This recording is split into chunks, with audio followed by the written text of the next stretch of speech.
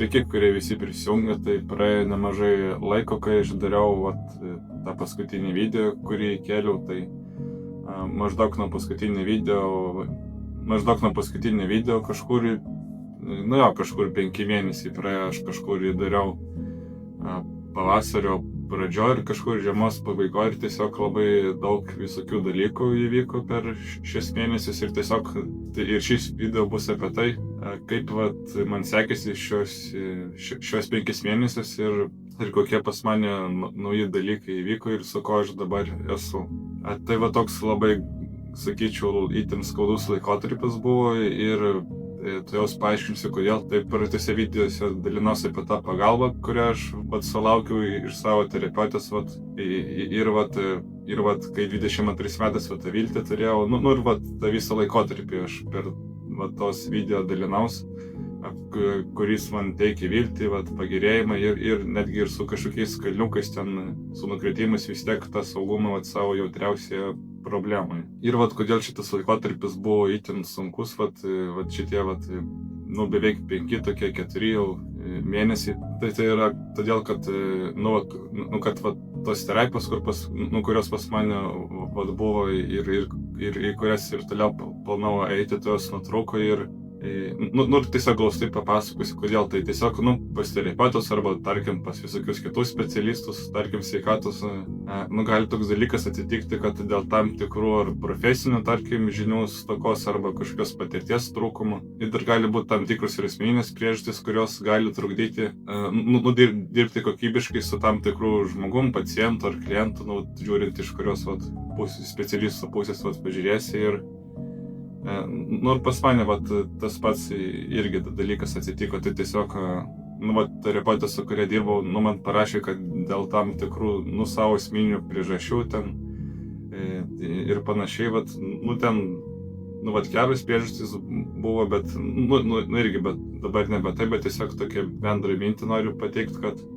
ir pas ją tas dalykas atsitiko ir tiesiog parašė, kad daugiau negali manęs į terapijos priimti ir taip, ir tiesiog tas dalykas mane labai sukrėtė, nes kaip praeitose videose dalinau, kad dėl tų problemų, kurias praeitė turėjau ir kurias dabar išgyvenu, tai nuo jų labai gyventi nesinorėjo, tai ypatingai ta skaudžiausia problema pas mane dėl kūno yra, tai čia būtų apie tai, kad visiškai vyrų nesinori būti ir norisi būti mergina ir tiesiog apibendrinant, kaip taip jaučiuosi, tiesiog aš pastoviai įtampą ir stresą jaučiu tame kūne, tiesiog nepatinka, kaip jis jaučiasi ir tiesiog pastoviai triginant. Tai dabar neįsiplėsiu, bet tiesiog ta problema yra labai skaudi ir aš kiekvieną dieną su ja turiu būti ir tiesiog toks didelis stresas pas mane visur būna ir tada visas gyvenimo irgi sritis labai nukenčia. Tai kai ta problema jautriausia turiu ir kaip tokios specialistės realiai daugiau Lietuvoje nėra, tai ir tokia viltis pas mane labai išėjo ir tiesiog pas mane daug to labai pykčio buvo, bet čia pyktis ne ant terapeutės, su kurios dirbau, bet iš tikro tas pyktis ant savęs pas mane kyla, nes pas mane labai daug nepyknutos ant to kūno yra. Kaip aš jaučiu vedu, kad tiesiog labai daug pas mane sunkumų ir traumuojančių patirčių atėjo būtent iš to,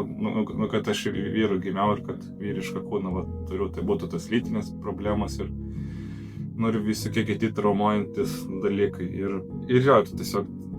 terapeutė, su kuria dirbau, su ta jautriausia man problema padėdavo ir tokia kaip ir viltį, jausdavau ir tiesiog norą gyventi, norą ten ateitį planuoti ir kaip to dalyko neliko, tai labai tas pyktis pas mane sukilo ant savęs ir šitos pastarosius mėnesius labai daug su ja žalot pradėjau, tai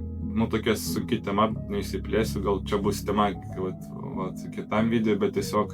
viskas labai griūti pradėjo, aš taip stipriai pradėjau žaloti, kad į darbą negalėjau, tiesiog, man būdavo per skaudu, per sunku dirbti, tai tiesiog negalėjau, to darbą kokybiškai dirbti, tai turėjau išeiti. Tada dar buvo labai sunku, nes turėjau dar ir kažkur kitur įsikraustyti ir būstą vienu metu ieškoti, tai toks labai įtemptas laikotarpis, kur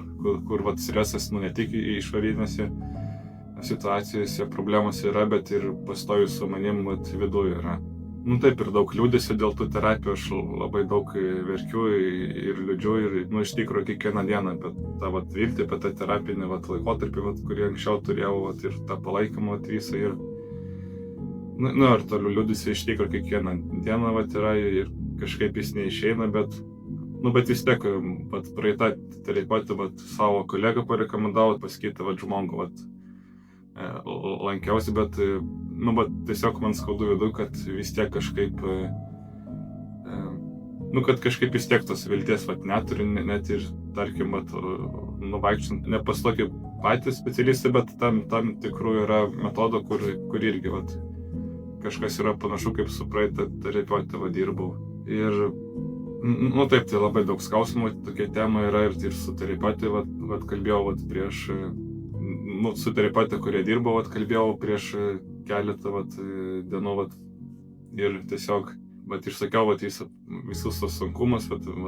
visas tas mintis, vat, skaudžiausiai ir tiesiog, nu, supratau, nu, aš tada irgi, vat, man tada pakalbėjęs, man pavyko, nu, irgi, vat, labiau, vat, įsijaust, vat, tą situaciją suprasti, nes iš tikrųjų pas mane tas pats irgi gali dalykas nutikti, nes pas mane, nu, yra minčių irgi sveikatos srity dirbti, norisi padėti žmonėms su tam tikrais sunkumais, tiek fiziniais, tiek emociniais, bet daugiau fiziniai pusė, nes ten kažkaip, nu, man bent jau šiuo metu saugiau, nes su psichologinė sunku, bet apibendrinant, kad supratau, kad jeigu ir aš, nu, toje sferoje noriu dirbti, tik pas mane gali lygiai toks pats dalykas atsitikti, kad tarkim pas mane kažkoks žmogus ateina, ten klientas ir tam tikrų kažkokių, vat, mano vidinių priežasčių, ar patirties trūkumo, ar dar kažkokių kitų dalykų gali tiesiog kilti sunkumas su tam tikrų žmogum dirbti. Ne dėl to, kad su to žmogum kažkas yra blogai, bet tiesiog, kad pas mane, vat, viduje kažkoks jausmas, vat, kyla, kad aš,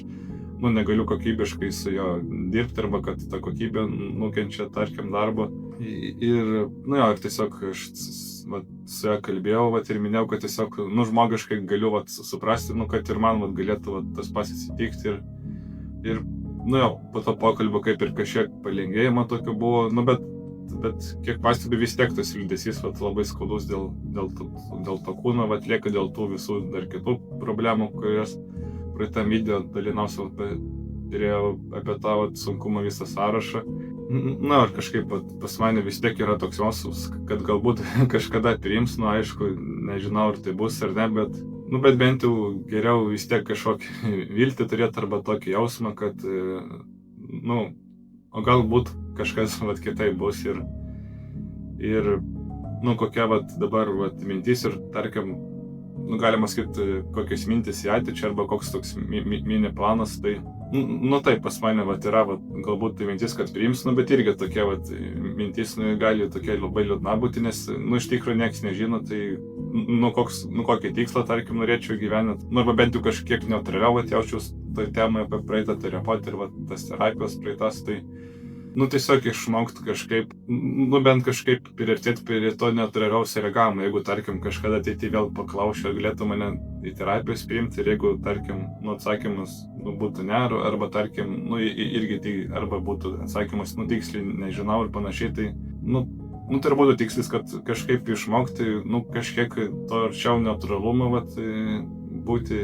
nu, reaguoti ne taip kraštutiniškai, kaip va dabar, va, reaguoju, va, šio laikotarpiu, kai tiesiog labai dėl to kūno liūdžiu ir save labai stipriai žalot pradedu, tai tiesiog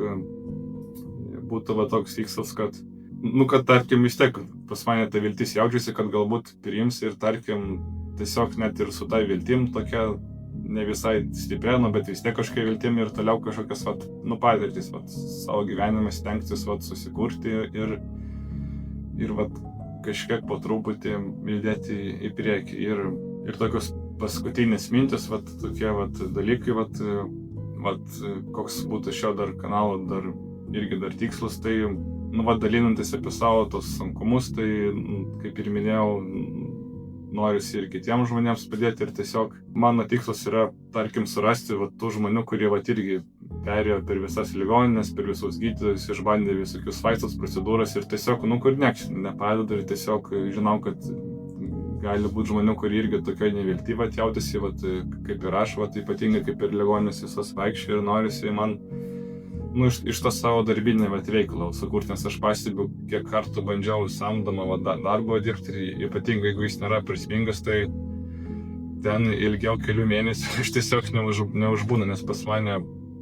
būna tam samdomą darbę toks labai sunkumas didelis, toks prislėgtumas, su kurio tiesiog man neįmanoma asmeniškai kovoti ir tiesiog kaip po tokių darbų grįždavau namo, tai tiesiog grįžti, atsiguli, užsikloji, sulaukiu vakaro ir tada iki kito ryto miegi ir taip vėl eini į darbą ir taip, jokio gyvenimo nesistato, tai norisi šitą veiklą išvystyti, padėti žmonėms ir dirbti toje sferijoje, kurie iš tikro norisi, kurie jaučiu prasmę, naudą ne tik savo, bet ir visiems žmonėms gyvenantiems Lietuvoje ir galbūt ateityje gal ir kitose šalyse, tai pažiūrėsim, tai toks būtų mano video, toks apibendrintas, glaustai šias dienas, tai yra mėnesis, tai ačiū, kad žiūrėjot ir po truputį stengsiuosi jau turinį kurti, kur jau tam tikras konkrečias problemas po truputį skaidysiu ir dalinsiu su jumis tais būdais, kurie gali toms problemams padėti, ypatingai jeigu jūs su jumis susidurėte. Tai ačiū, kad žiūrėjot, dėkoju, kad mane pasiekėt, kiekvienas prenumeratorius man šypseną sutikė, kai pamatau tą ženkliuką pliusą. Tai tiek, ačiū, kad žiūrėjote ir iki kito karto.